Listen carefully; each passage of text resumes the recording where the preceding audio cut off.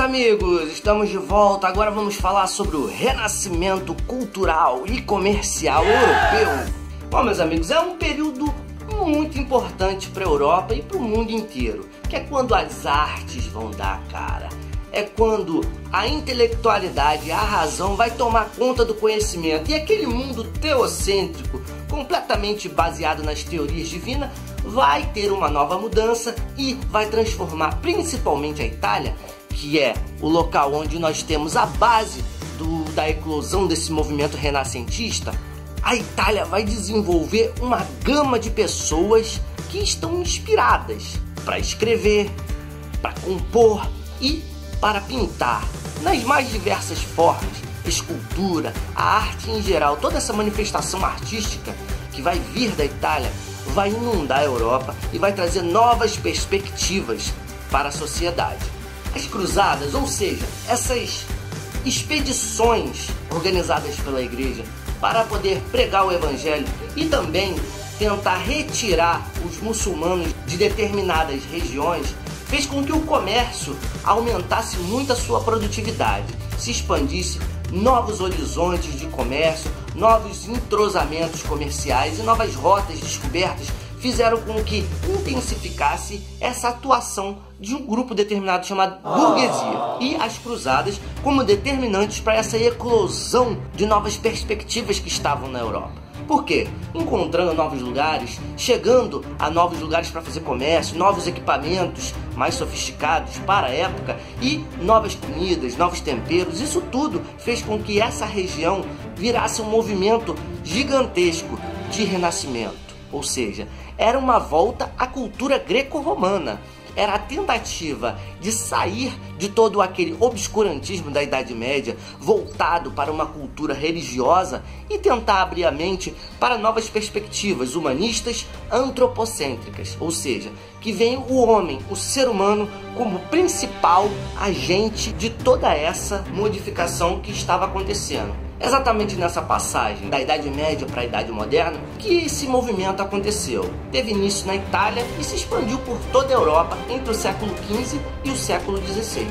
Mas por que esse movimento eclodiu especificamente na Itália? Porque a partir da Itália que esse movimento de renascentista surgiu. Nós vamos ver agora. Existem alguns pontos específicos a serem por nós elencados aqui para entendermos um pouco sobre o porquê da Itália ser o berço do Renascimento. Primeiramente, nós queríamos colocar que a Itália era o berço do comércio no Mediterrâneo. Então, o comércio extremamente desenvolvido naquela área e o monopólio das rotas comerciais fez com que a Itália fosse mais preparada nesse sentido. Mas existem outros fatores. O surgimento dessa grande quantidade de comércio fez com que surgisse uma classe muito importante nesse período, a burguesia comercial. Visto que a Itália detinha o monopólio comercial dessa região, é claro que esses grupos de burgueses comerciais vão ter uma notória significação nesse novo perfil da Itália renascentista. Eles vão se tornar importantes pessoas nesse conglomerado que vai gerar uma nova forma de pensamento, inspirada na cultura greco-romana. E é exatamente pela Itália ter um contato tão grande com a Grécia e com todo esse Mediterrâneo que essas velhas ideias vão tornar a Itália o berço do Renascimento. Nesse processo, a Itália se desenvolveu, as cidades ficaram cada vez mais ocupadas e as pessoas passaram a consumir muito mais dentro dessas cidades, que eram atrativas. Então, o urbanismo também é um processo dentro dessas transformações renascentistas. E também uma novidade, o mecenato. Quem eram esses mecenas? Bom, os mecenas eram os patrocinadores dos artistas, geralmente burgueses endinheirados, que queriam curtir um pouco da arte e queriam investir nessa nova maneira de esbanjar cultura, entretenimento, sabe? Os burgueses dessa época patrocinavam alguns artistas e se deleitavam nos cafés da vida, curtindo aquela arte, aquela escultura, ou aquelas músicas, aquelas poesias. Tudo isso passou a atrair esse grupo burguês, que esbanjava muito a sua riqueza e gostava de curtir essa arte, que era sinônimo de elevação cultural, sabe? Era sinônimo de que você era um cara culto, de que você estava entrosado nas novas tendências. Como eu disse, A Itália passou a se desenvolver a partir dessa valorização do homem, do antropocentrismo. Então, a figura de Deus, a atuação da igreja, passa a ficar um pouco menos perceptível nas obras artísticas. A igreja passa a ser questionada, a ciência passa a se desenvolver, porque já não vai ter mais a igreja ancorando as diretrizes do saber.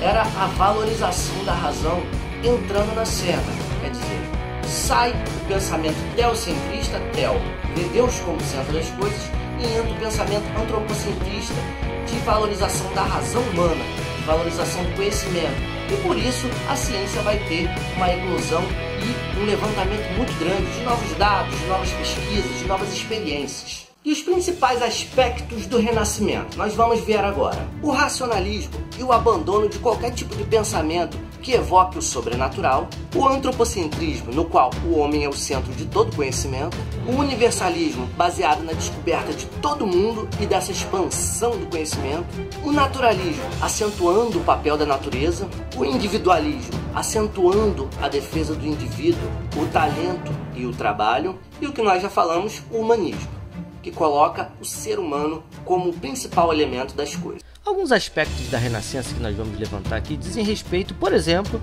a como os homens viviam nessa época. Primeiramente, vale lembrar que eles criticavam muito a cultura medieval, que era excessivamente teocêntrica e defendiam uma nova ordem de valores. Essa palavra teocentrismo vem do grego antigo theos, que quer dizer Deus. A igreja, como era detentora do poder espiritual, comandava a vida de todos, impondo sua visão de mundo, e pregava que as pessoas só deveriam se preocupar com a vida eterna, pois só existiam duas possibilidades para o indivíduo: a salvação ou a condenação. No período renascentista, vimos o teocentrismo cedendo lugar ao antropocentrismo, como dissemos antes. Anthropos quer dizer homem, no grego antigo. Portanto, antropocentrismo significa o homem no centro de todas as coisas. Essa ideia não era nova, por exemplo. Protágoras, na Grécia Antiga, já havia dito isso. Perceba que a referência à Grécia Antiga é muito comum nesse período. Essa concepção leva o indivíduo a refletir sobre as novas ações, pois o homem passa de condição de mero espectador agora a protagonista de sua própria história. É a valorização da razão, que é outro traço do Renascimento, haja vista que as ideias na Baixa Idade Média ainda estavam muito associadas aos valores da igreja. Percebemos nas artes plásticas, por exemplo, as obras muito caracterizadas pelo naturalismo e retratam o dinamismo comercial do período. Os estilos desenvolvidos levaram a divisão na Renascença em três períodos: o Trecento, no século XIV, o Quatrocento, no século XV, e o Cinquecento, no século XVI. O Trecento destaca a pintura de Giotto, por exemplo, que muito influenciou os demais. O Quatrocento é o período da atuação dos Médicis, que financiaram os artistas. Lourenço de Médici foi o grande mecenas da época. Destaque, por exemplo, de Botticelli, um pintor que viveu entre 1444 e 1510, e Leonardo da Vinci, de 1452 a 1519. No período chamado de Cinquecento, o grande mecenas foi o Papa Júlio II, que pretendia reforçar a grandiosidade e o poder de Roma. Ele iniciou as obras da nova Basílica de São Pedro. O autor do projeto foi Bramante, e a decoração ficou a cargo de Rafael Sanzio e Michelangelo. Este último, apesar de destacar-se como pintor da Capela Sistina, foi o grande escultor da Renascença. Na literatura, no fim do século XV, o pensamento renascentista se espalhou pela Alemanha, Bélgica, França, Inglaterra e Holanda. Até Espanha e Portugal receberam muito dessa influência, cada um desses lugares do seu jeito, expressando-se das mais variadas formas. Isso é, o pensamento renascentista adquiriu características próprias de cada país, embora tenha conservado a mesma essência, ou seja, o valor do homem. A gente pode considerar que três grandes precursores dessa época foram grandes influências para a arte renascentista. São eles: Dante Alighieri, autor de A Divina Comédia, uma crítica à concepção religiosa; Francesco Petrarca, com a obra África; e Giovanni Boccaccio, que descreveu Decameron. Na ciência moderna, o racionalismo contribuiu para a valorização da matemática, da experimentação e da observação sistemática da natureza. Tais procedimentos inauguraram a ciência moderna. E alguns dos principais nomes dessa ciência moderna são Nicolau Copérnico, que demonstrou que o Sol era o centro do universo, ou seja, o heliocentrismo, em oposição ao geocentrismo, que tinha a Terra como centro. Giordano Bruno, que divulgou as ideias de Copérnico na Itália, considerado herege, foi queimado na fogueira em 1600. Além de apreciar as ideias de Copérnico, Bruno criou sua própria teoria do universo infinito, no qual difundia que em outros lugares do universo poderia haver outras formas de vida. Enfrentou abertamente a Igreja Católica e os seus preceitos. Galileu Galilei foi outro, inaugurador da ciência moderna, aprofundou as ideias de Copérnico, confirmando a teoria heliocêntrica. Pressionado pela Igreja, negou as suas ideias. Além de afirmar essa teoria heliocêntrica, desenvolveu vários instrumentos, como a balança hidrostática, um tipo de compasso geométrico que permitia medir ângulos e áreas, o termômetro de Galileu, e foi o precursor do relógio de pêndulo. Johannes Kepler confirmou a teoria de Copérnico e elaborou uma série de enunciados referentes à mecânica celeste. Ele foi um astrônomo, matemático e astrólogo alemão e figura-chave de revolução científica do século XVII. As leis de Kepler fornecem uma das bases para a teoria da gravitação universal de Isaac Newton. Na arquitetura, o gótico expressa a grandiosidade, a crença na existência de um Deus que vive num plano superior. Tudo se volta para o alto, projetando-se na direção do céu, como se vê nas pontas agulhadas das torres de algumas igrejas góticas.